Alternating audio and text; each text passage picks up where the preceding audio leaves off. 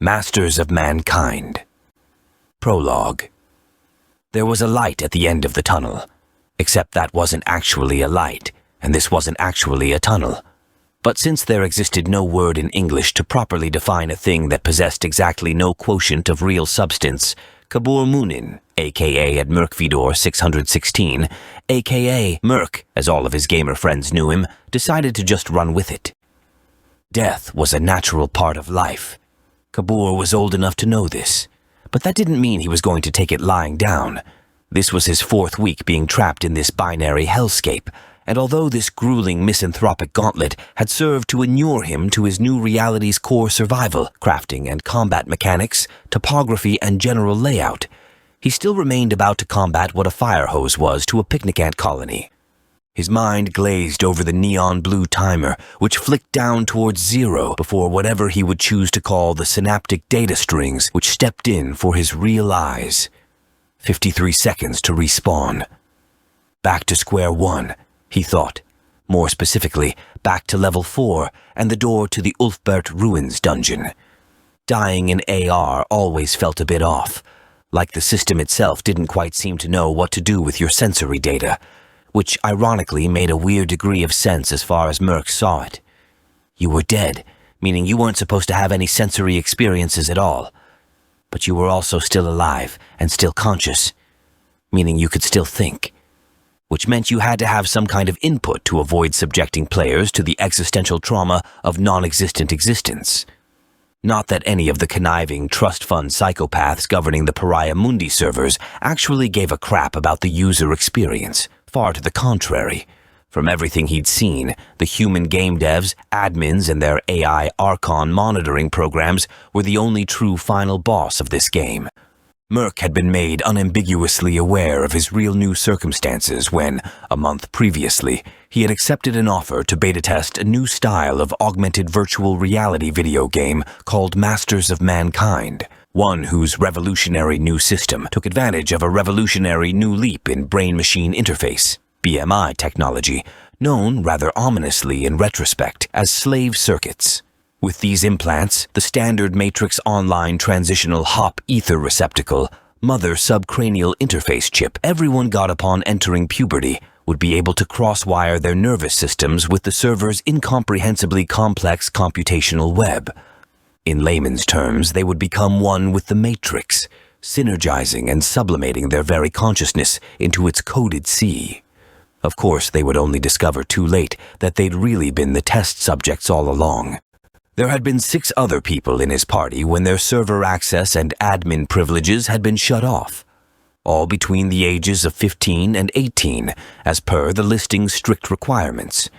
It occurred to him now as he floated in limbo that this ought to have been the great-grandfather of all the red flags, that this operation had been a snatcher ring.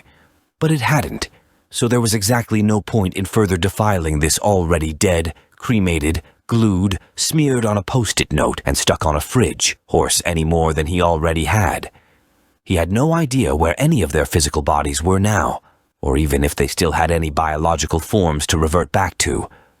For all he knew, he could just be a brain floating in an amniotic vat on a laboratory shelf, doomed to live out the remainder of his days as someone's virtual pet and/or plaything. 28 seconds. The only way out of this was to beat the game. He'd hardly needed to be told that one. He may have been young, but he wasn't that stupid or uncultured. Besides, his mom was a software engineer, and his dad was, in his own words, a professional geek with a black nerd card, by hobby. Granted, he'd never had a traditional relationship with his parents. But given that, in all likelihood, he was never going to see them, or anyone else from his old life ever again, that was neither here nor there. Of course, this premise presented him with a problem in its own right, so massive that it made Mount Krolgan, Thunderstone, look anemic. That was the simple fact that he was playing an MMO.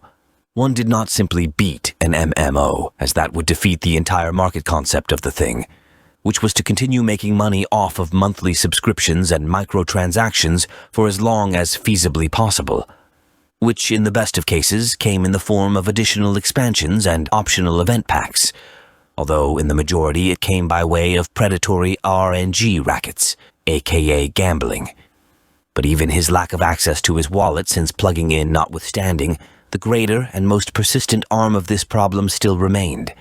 In Mom, you got knocked down a level whenever you died. And not just that either.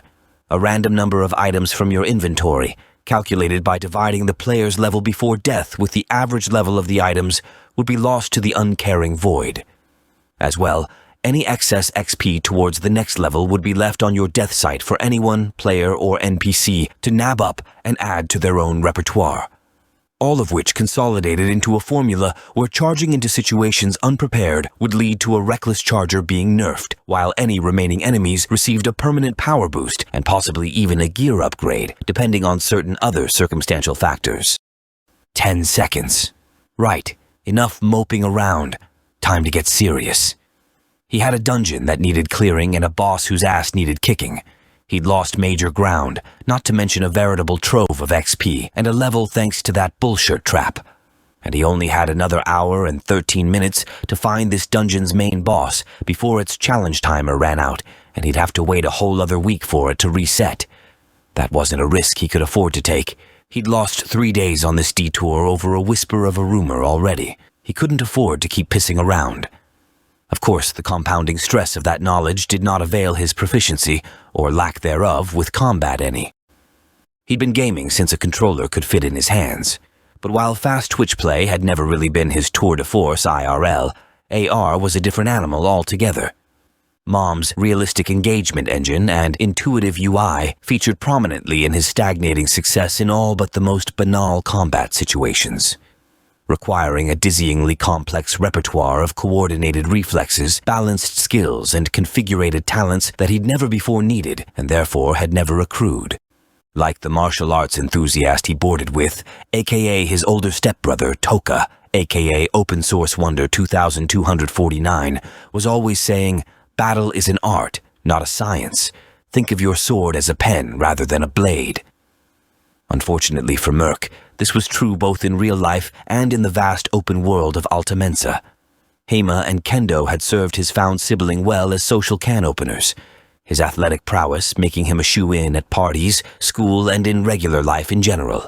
While Merc had never been fat, autistic, or physically inept, his notable lack of exceptionalism in any of these fields compared to his grafted-on family had steered him towards less provocative pursuits. That is, pursuits wherein his foremost talents, diagnostic pattern recognition and creative problem-solving, could play the most determinative roles in his success or failure. And much to his meager credit, in this regard he had garnered no small amount of a certain form of success, even if that couldn't yet be so readily translated into hard currency. Given a few more years to hone his particular set of skills, he had the makings of a perfectly functional and thoroughly average member of 22nd century society. 5 seconds. Of course, this all then begged the question, why did he even want to go back?